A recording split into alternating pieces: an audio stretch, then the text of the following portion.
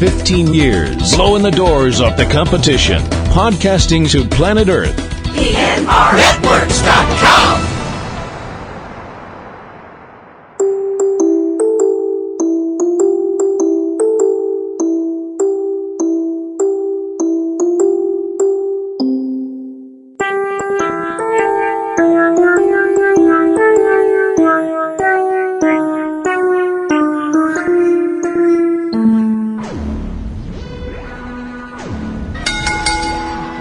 Now entering the PNR Networks arena, coming down the aisle from Revere, Massachusetts, weighing in at absolutely none of your business. It's the Mistress of Mayhem, the Queen of Quips. It's time for Ring Around the Rosie with your hostess, Kim Brown.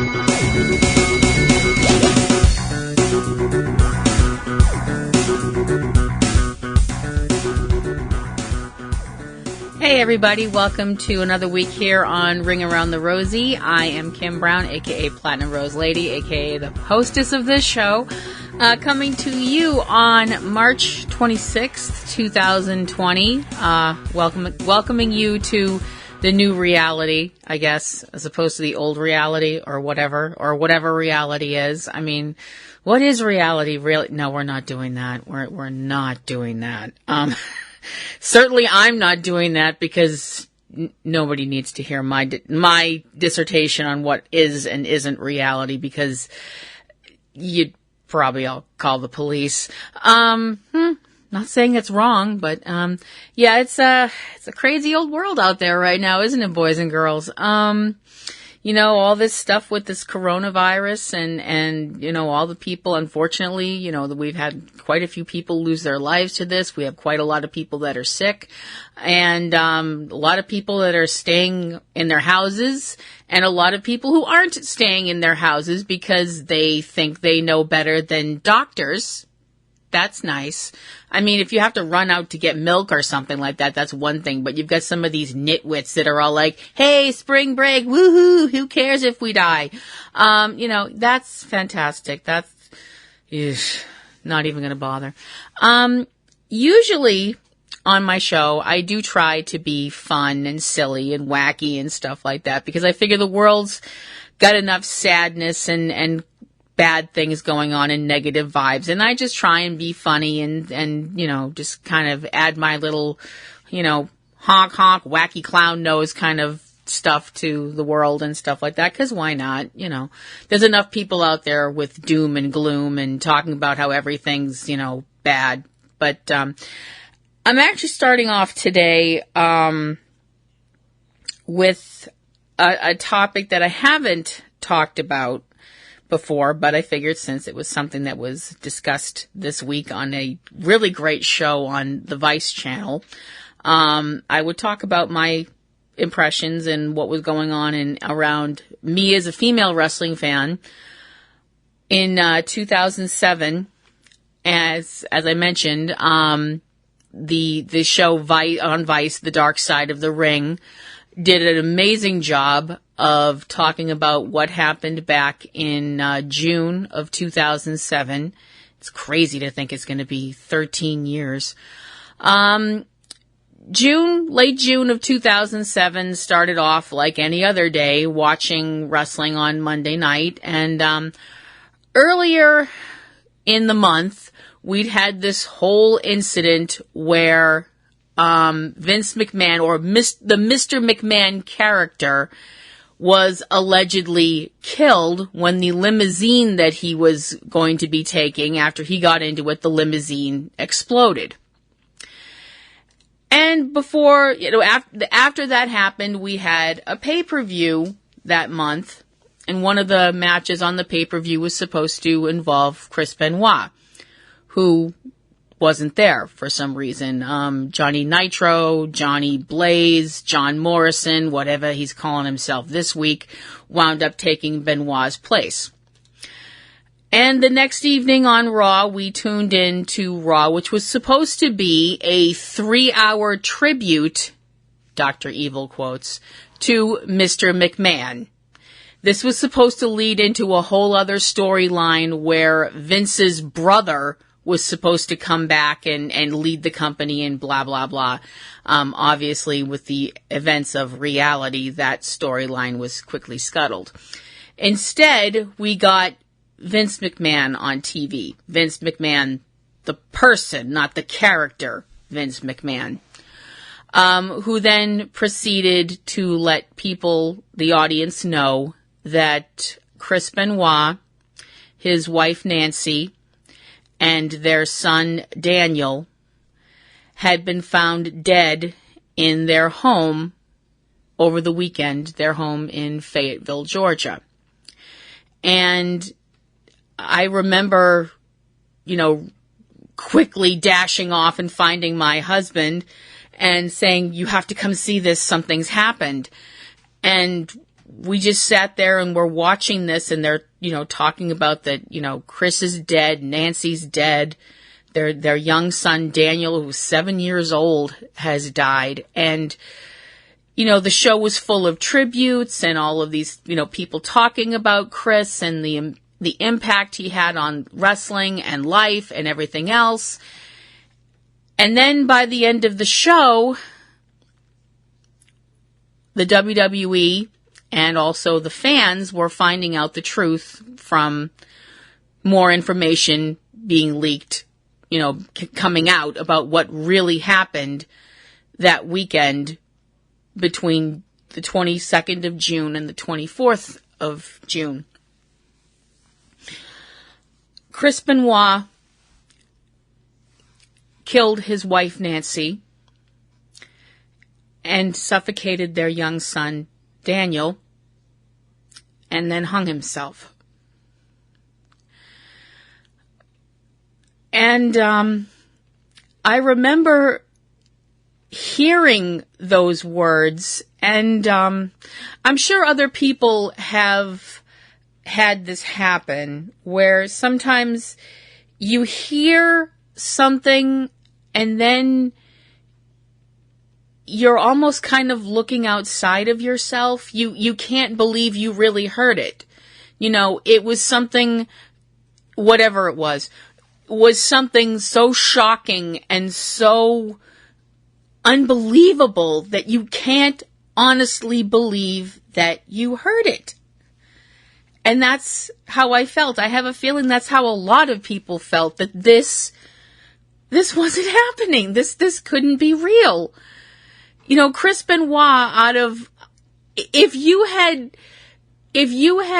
asked a lot of fans, and including me, if you had asked me what wrestler would you think would be the least likely to snap, Chris Benoit would have been at the top of my list of people that would be least likely to snap like that.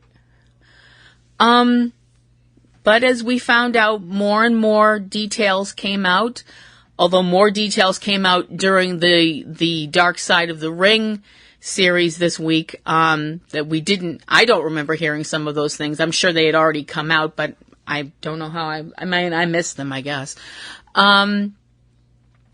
That this had happened. This was real. That Chris had done this horrible, horrible thing. The unthinkable thing. I mean, domestic violence and domestic abuse is unfortunately part of society, every society, unfortunately. People lose their tempers, people get drunk, people get high, people just, lose it. And they hurt people that they love. And it's an awful thing. And it does happen with both sexes. So don't ever let anybody tell you that it doesn't. And if it's happening to you as I'm talking to you, if you're somebody out there in that situation, get out and get help. Because I don't want anyone else to get hurt. But for a long time afterwards, since the day after it happened, I should say, Vince McMahon went on television before the ECW show, because at that time Vince had brought back what my husband referred to as WWECW, and he did not he did not say that in a kind way, and he wasn't wrong. Vince basically went on television and said that because they went on TV the night before and had talked about Chris and had, talked about his career, but now all of this new information had come out. And other than Vince saying Chris's name while he was talking during this little speech, they would never mention Chris Benoit's name on television again. And they have pretty much gone out of their way to never do that. I remember hearing his name once, I think, back in 2015. And I remember being like, oh my gosh, they actually said his name, and just completely thinking, wow, it had been so long and it still made me feel sick. It's probably always going to make me feel sick because I was a Chris Benoit fan. Accent on was. Unfortunately, I wasn't able to see Chris working in ECW when he did. I became a fan of Chris's when he was in WCW. And he was a member of the Four Horsemen, and I really didn't know him very well until I saw him in WCW, and I was instantly impressed with his athleticism, and I liked him. I thought he was a good worker. I thought he was good on the mic. I thought that he was really terrific. Because I'm not one of these people who's instantly attracted to somebody who's 7 foot tall and 400 pounds, and I mean, I like tall wrestlers. I like wrestlers of all sizes. I'm sorry. I'm one of these people that likes people of all different sizes and shapes and everything like that. I know, I'm weird, whatever. But I always liked Chris. I mean, and then the whole angle started with Chris Benoit and Nancy Sullivan, who at the time was married to Kevin Sullivan. And I knew that already because Nancy had been, before Nancy was woman and all these other things that she was the fallen angel, and she was part of Kevin Sullivan's, retinue of weirdos back in Florida and in independent feds in the Northeast and stuff like that, which is where I knew her from. Before, when she joined WCW and she was this fan who wound up in a relationship with Rick Steiner and then glammed herself up and started calling herself woman and was the manager of Doom for a while and on and on and on and on and on. And for a long time, people said, and I mean, if you think about it, it was true that Kevin Sullivan booked his own divorce because they started this angle where Chris and Nancy were together because she was tired of Kevin's attitude and his cruelty toward her and all this, that, and the other thing. And to keep the storyline appearing as real as possible, Nancy would travel with Chris and so on and so forth. And something happened, an attraction happened. How, you don't know what goes through people's minds and what moves people's hearts and stuff like that. I'm sure someday science will figure it out, but until then, I guess we just have to try and figure it out on our own, and Chris and Nancy fell in love, and she wound up divorcing Kevin to be with Chris. Now you have to figure that all of this is going on while Chris and Nancy and Kevin are all working in WCW. So this makes this whole situation awkward as hell.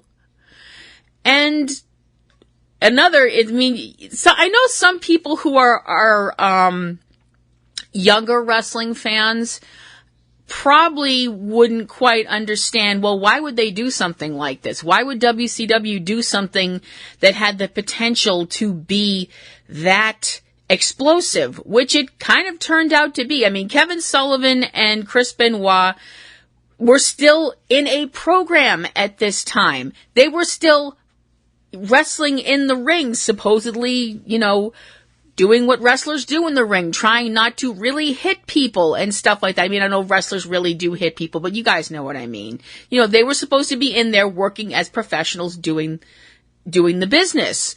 And it didn't last that long. It didn't stay that way for very long. Kevin Sullivan and Chris Benoit got in some real, actual physical punch-ups. And I know, like I said, some younger wrestling fans might be kind of like, well, how the heck did they think that was going to work out? Well, you know, whose dumb idea was that? You have to remember, this is WCW. These are the same geniuses that thought having Scott Hall, who was a severe alcoholic, having him go out on television and playing an alcoholic angle where he would act drunk and come stumbling out to the ring and puke on people and have a cup of beer or whatever in his hands because it's all a gimmick. For those of you who are going, my gosh, that's tacky as hell, Kim, guess what? You're not wrong. But, you know, eventually Chris left for the WWE along with Dean Malenko and Eddie Guerrero and Perry Saturn, and they started as the Radicals, and then, you know, they went off in their own directions and stuff like that. And, you know, for a while, everything seemed like it was good. You know, I mean, they were just doing their jobs. They were doing what they did, and no one will ever forget the imagery from WrestleMania of, you know, Eddie and Chris both in the ring and the confetti coming down and the whole thing. And it was just, you know, this beautiful, beautiful imagery that I can't look at anymore. I can't. And then Eddie Guerrero died. And Eddie's death was one of those literally out of the blue, what the hell are you talking about, Eddie's dead moments. It was it's so funny because a lot of talking about younger wrestling fans. Now I'm going to talk to the older wrestling fans out there. Hello, hi, how you doing? A lot of people my age can tell you where they were when the Challenger exploded on live television. People older than me can tell you where they were when President Kennedy was shot. I can tell you where I was when the Challenger exploded. I was in school. And some of us can even remember some of us would love to be able to forget where we were when the news came that certain wrestlers had died. I was at church. Amazingly enough, they keep letting me in. I was singing in the choir at church. No, that's not a joke. For a special service that was being held for someone that was retiring. And I had looked at my phone and, my husband had called me while I was at church.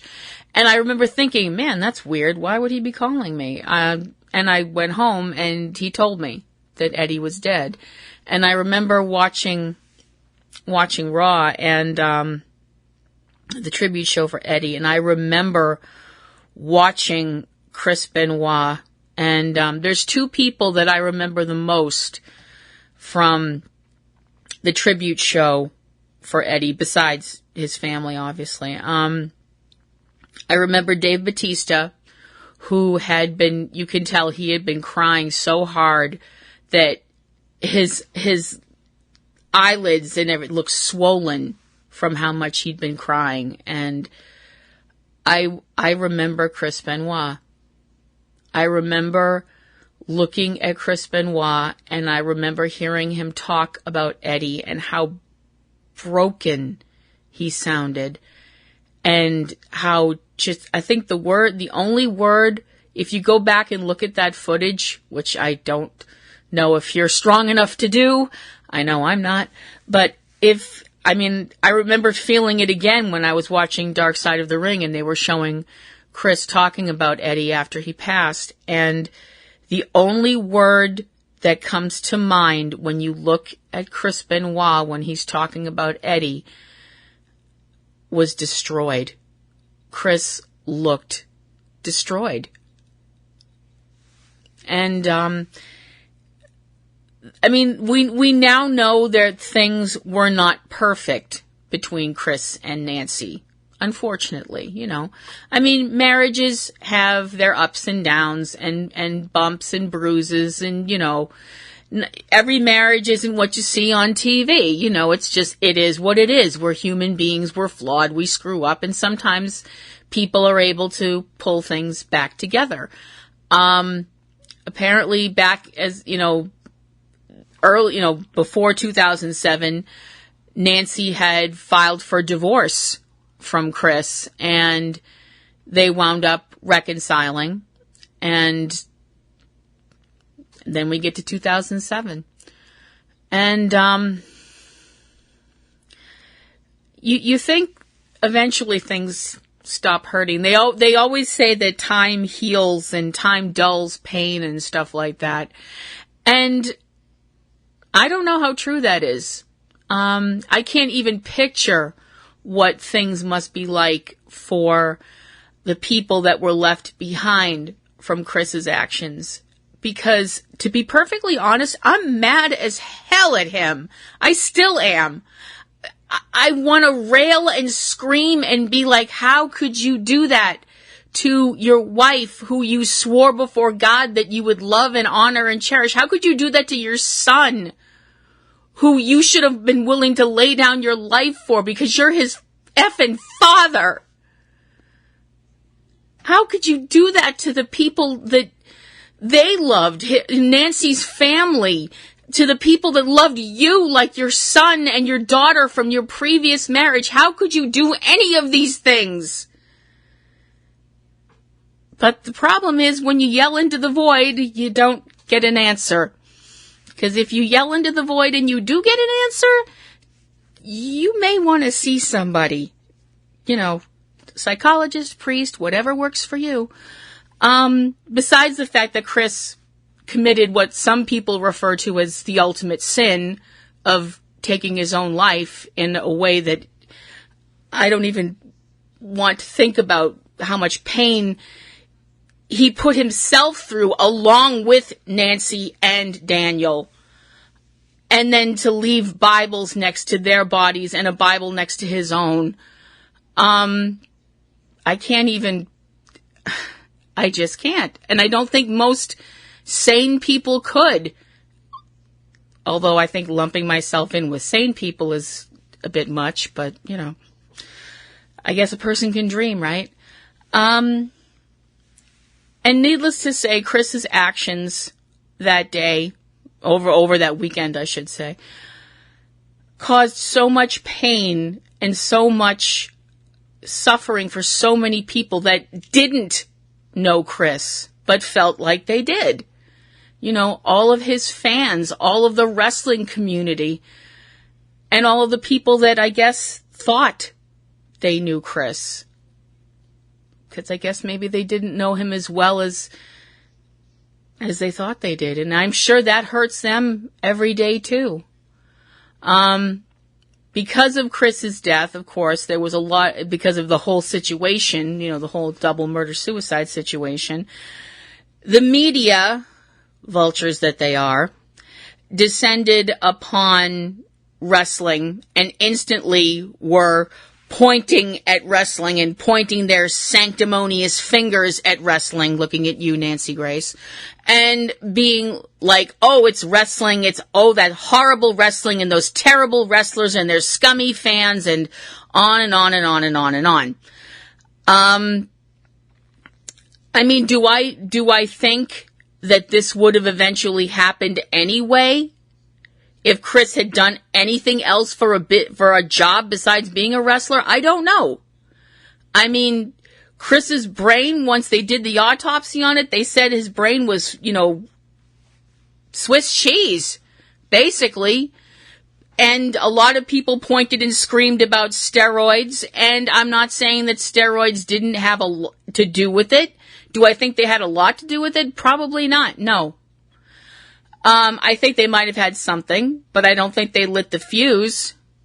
I don't know what lit the fuse. I don't think anybody will ever honestly know what lit the fuse unless you have a Ouija board and really powerful psychic connections, because only one person knows what happened over that weekend, and they are the only person who knows what their motivations were that weekend, and he's not talking.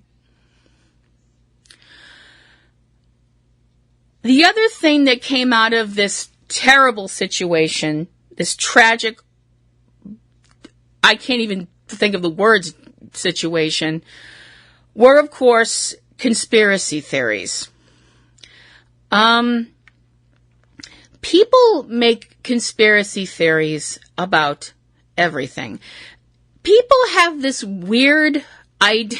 It's very funny to me. It's always been very funny to me that people seem to think that conspiracy theories just blossomed out of nowhere and just jumped out of nothing, like Athena jumping out of Zeus's head. Read your Greek mythology. With the popularity of the internet, that apparently nobody thinks that there were any conspiracies around before the internet, and it's all the internet's fault that there are all these conspiracy theories out there, and conspiracy theorists, and people who make money off of conspiracy theories, I would love to talk about my opinions on those people, but as I've mentioned previously, I gave up swearing for Lent. So there's that. To people who think that conspiracy theories only exist because of the internet, no, that's wrong. Conspiracy theories have been around, I think, as long as there have been people. Honestly, I do.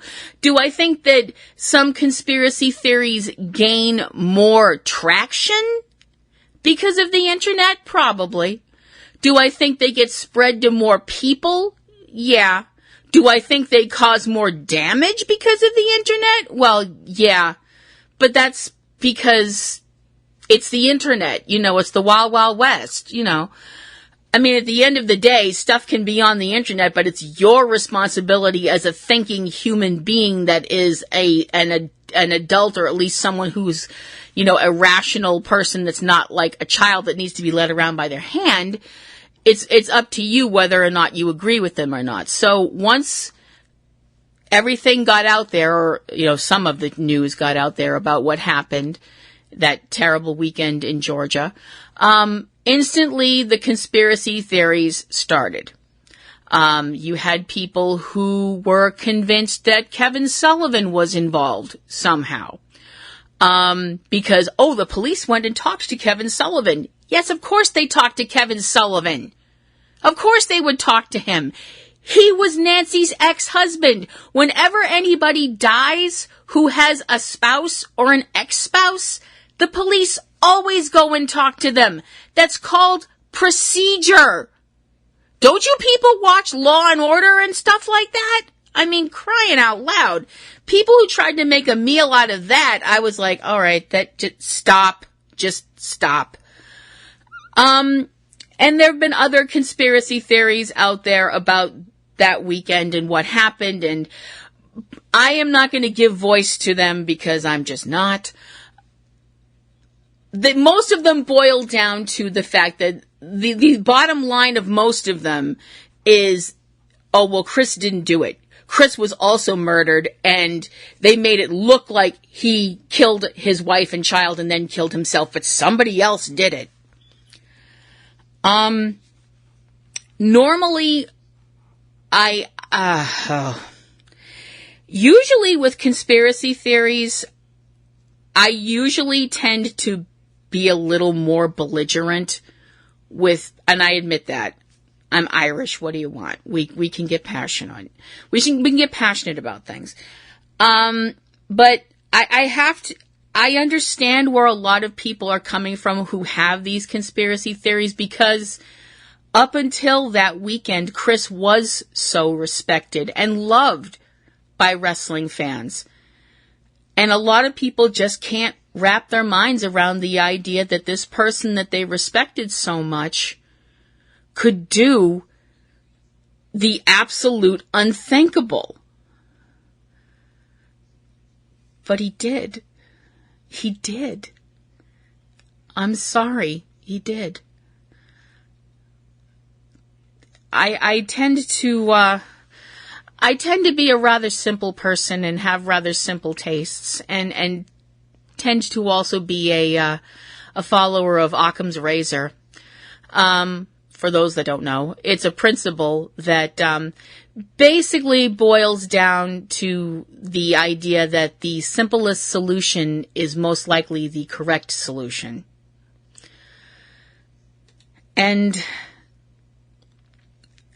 there's no other solution. I mean, as far as I can tell, as far as the police and the scientists and everybody else can tell, I mean, I don't know what else I can say.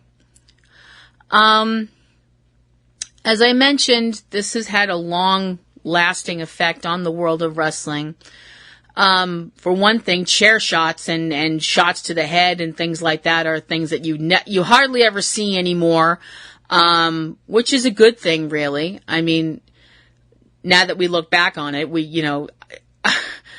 you do look at some older wrestling and you're like, oh my gosh, I can't believe people did that to themselves, and you almost don't want to admit that you actually enjoyed watching them do it.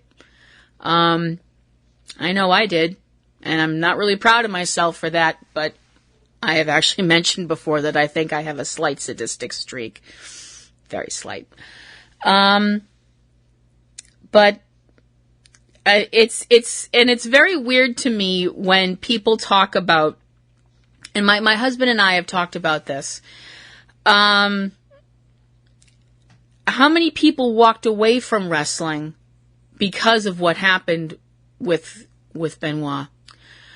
I can tell you for a fact my husband did. I can tell you for a fact I did. It just hurt too damn much. We were talking about this when we were watching Dark Side of the Ring together, and he agreed with me that he thinks that a lot of people left. He thinks a lot of them came back eventually. I don't know if I agree with that. I think some of them are coming back. I don't think they're watching WWE, but I think some of them are coming back. I don't know. If you guys know anybody out there that walked away from wrestling and never came back, let me know. PlatinumRoselle@yahoo.com. I want your opinion on what I'm saying. And also, of course, you have people out there. We were talking, like I said, we were talking about this back when it happened, back in 2007. And we were talking about, I remember us talking about the apologists, because we were wondering when it was going to start happening. And me being a bit more of I don't know if I call myself an optimist, but I do tend to be more trusting than I should be sometimes. I said, there won't be that many. My husband, who tends to be more of a realist and is, I would say in certain cases, a lot smarter than me, was like, yes, there will. And there have been. And I don't get it. I don't get it. I don't get it at all. And people have talked about the WWE Hall of Fame and whether Chris should be in it. And the answer to that question is hell effing no. I'm sorry. I wouldn't even try and argue with someone who tried to convince me of this. I would be like, this conversation is over. Walk away from me. Now. I can't say anything. I can't say anything at all to Nancy's family, to Chris's family, other than I'm so sorry. I'm so sorry that all of you went through what you went through, because I can't even picture how horrible it was then and how horrible it still is for you now.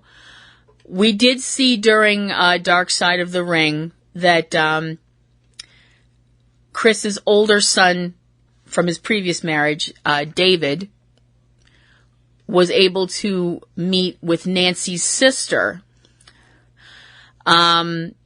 Apparently during the show, they were talking about how, Nancy's sister Sandra had talked about how, she was told that the children, Chris's 2 children from his previous marriage, how they didn't want to see him, and the children were told that Nancy's family didn't want to see them. I don't know if people did that out of any sense of trying to save them grief or had other motives or whatever. I don't know. But thanks to Chris Jericho, both of them, David and Sandra, were able to reunite, which I thought was truly beautiful. And Chris, right now on AEW, I think you are the biggest douche canoe I've ever seen. But behind the scenes, you're a real aces, Chris. You're a real good guy. Thanks for doing that. God bless you. So that's my take on it. Like I said, Dark Side of the Ring is an amazing show. If you haven't seen season 1, it was really something amazing. Season 2 looks like it's going to be really hard to watch. Be honest with you, because I can't speak for anybody else, and I would never try. But the show that they had on this week, which was 2 hours, I sat there watching that whole thing. I would say about 80% of the time I was in tears.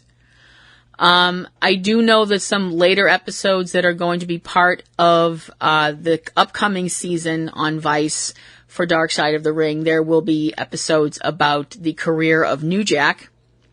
And that should be interesting in a panic-inducing sort of way. The Brawl for All program that the WWE put together, where people were really going out there and punching each other in the head. Gosh, I can't see anything going wrong with that. And a program about the death of Owen Hart at the Over the Edge pay-per-view, where his harness went wrong. That's going to be a tough one. If I said anything during this portion of my show that upset people, pissed people off, I'm sorry. This is my program. They're my opinions. They may not be perfect, but they're mine. If you have any comments, queries, questions, complaints, choice swear words, whatever you want to send my way, platinumroselle@yahoo.com, and I'm willing to listen. Even if you want to write me and say, hey, I think you're full of crap, and I really think that this happened that weekend. If you feel that way, you have a right. I'm not going to tell you you don't. You have a right. I don't get it, but you have a right. So, moving forward and changing gears, trying to lift things up a little bit, although this isn't really exactly chirpy duckies and bunnies kind of talk. There's been a lot of rumors out there that WrestleMania, which is now going to be over 2 nights next weekend, that they have taped most of, if not all of WrestleMania already at the Performance Center. Okay. I'm still kind of, this whole idea of WrestleMania being held at the Performance Center is just baffling me to no end. I know there are also spoilers out there about the matches. I haven't looked up any, simply because I don't want to. I can be a bit of a spoiler phobe sometimes, I admit that. And you're not actually sure they're right anyway, so. But apparently there are some spoilers out there that have been leaked, and if you want to go search for that kind of thing, go for it. The thing that I'm kind of like, oh my gosh, really, about the WWE is that they have, they've put out these shirts, or they're going to be putting out these shirts, that say, I wasn't there for WrestleMania this year. And oh boy, I'm sorry. I realize this might be just my take on it for what it's worth, but boy, does that make them look like a bunch of money-hungry, not finishing that. All right. Moving forward, we're over here now. Whee! And we're talking about last evening's, as I'm recording this, AEW Dynamite show, which I have to admit, I had fun. I enjoyed the show. I thought it was a lot of fun. It's still really frickin' weird watching the show where there's nobody there. But it was fun. I thought it was a great show. The match between Cody and Jimmy Havoc was really great. I love both of those guys. Darby Allin versus Kip Sabian I thought was really awesome simply because I adore Darby Allin in a way that I'm kind of like, it's just, I love watching him, but at the same time I tend to watch him like, oh gosh, please don't do that. Oh god. It's like kind of like being a parent and watching your child ride a bike. You're kind of just like being really happy for them, but at the same time, you're terrified they're going to fall and hurt themselves. That's how I feel watching Darby Allin, which makes me realize that I'm old, and then I lock myself in the bathroom and cry. Middle age, gotta love it. I do have to be a little bit like, okay, when, Darby used his finishing hold, a leg lock that Tony Schiavone called the Last Supper. Okay. No.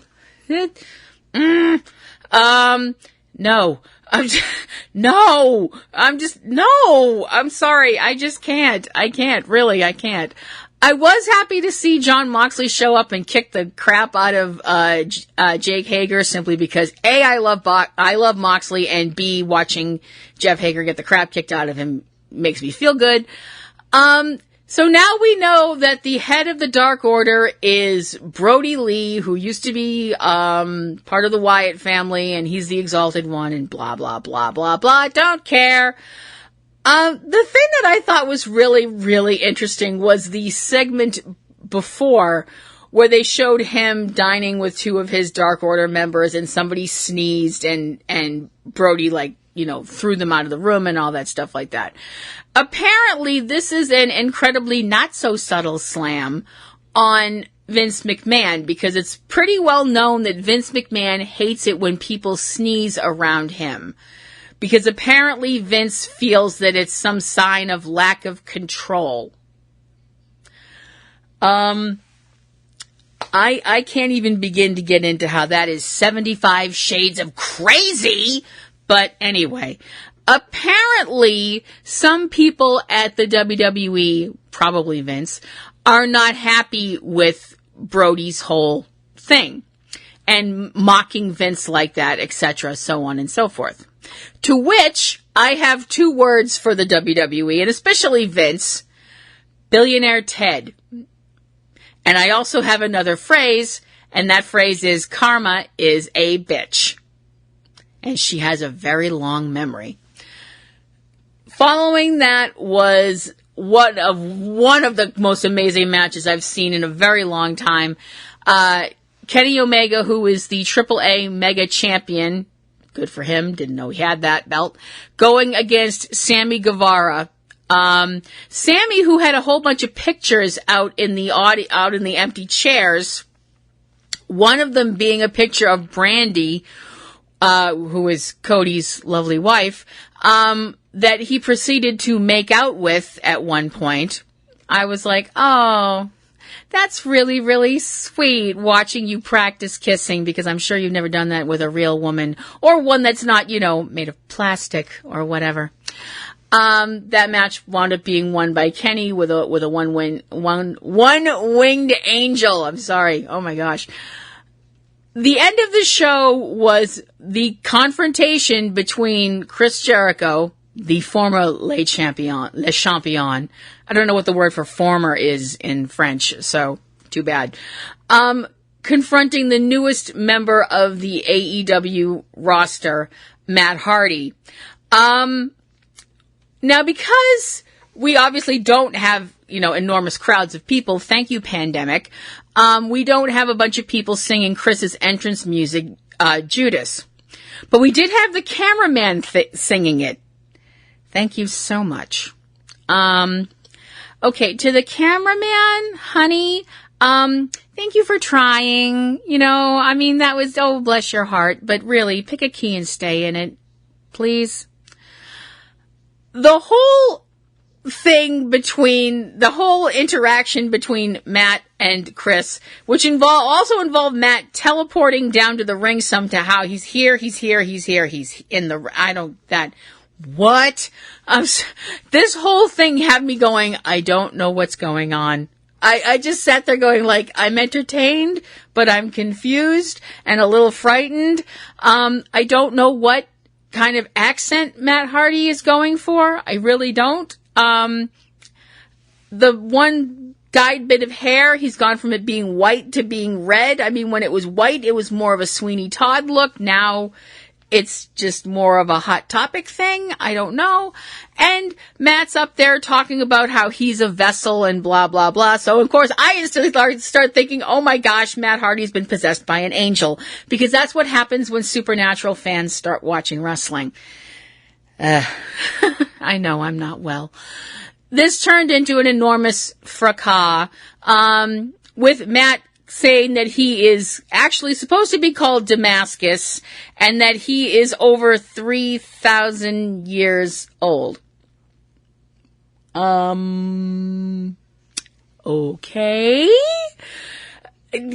Wow. It was crazy. I mean, it was completely crazy and, wound up with Chris and Sammy Guevara attacking Matt, and which brought out Kenny and Cody to save Matt, and the show ended. And actually, I did forget to bring up the whole part where Chris was talking with Matt's drone, Vanguard 1, because the drone has a name, because why effing not? So you had Chris Jericho yelling at a drone. And I'm just kind of sitting there going, and people think Star Trek fans are weird. Yeah, I'd also like to bring up Tony Schiavone mentioning his favorite starship captain was Cisco. Okay. I mean, you're entitled to your opinion, Tony. Don't get me wrong. I liked Avery Brooks better as Hawk, but that's just my own thing. And, I mean, nobody asked my opinion, but my favorite captain is probably Kirk. I would probably actually say the Chris Pine version of Kirk, but, not that I didn't love Bill Shatner. Love you, Bill. I thought it was a great show. I thought they did a great job with what they had, because they couldn't really do very much because, can't have fans there because pandemic.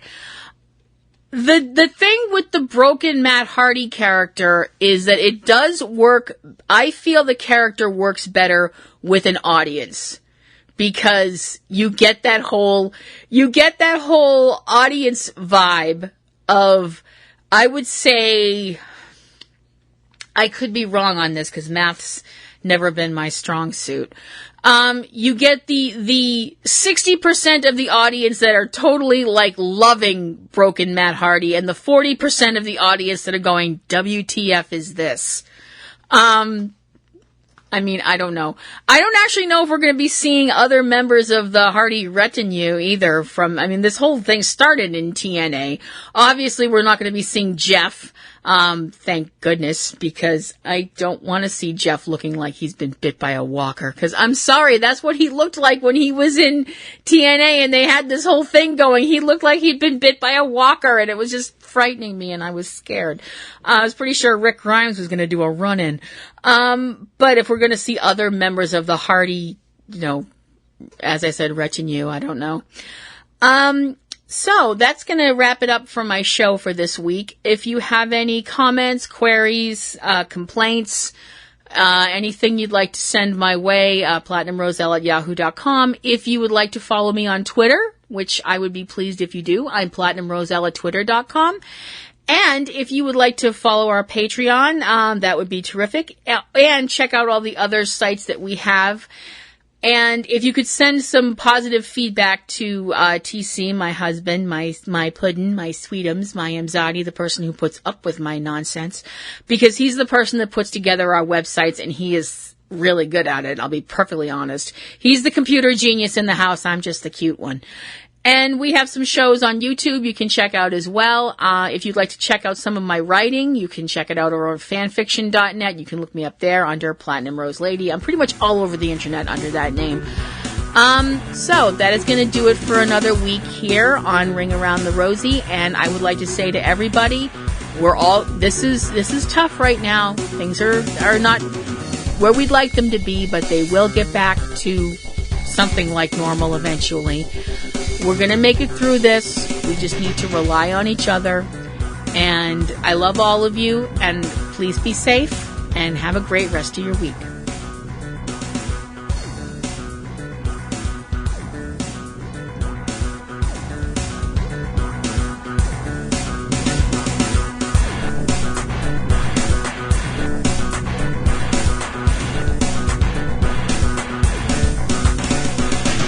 You have been listening to Ring Around the Rosie with Kim Brown, a production of PNR Networks. Keep in touch with all things about the show at http://ringaroundtherosie.net. Ring Around the Rosie intro performed by Eric Lyon. Ring Around the Rosie theme by Digital Juice. Join Kim for a new Ring Around the Rosie every Wednesday. Ring Around the Rosie is copyright 2018 PNR Networks, Boston, Massachusetts, USA.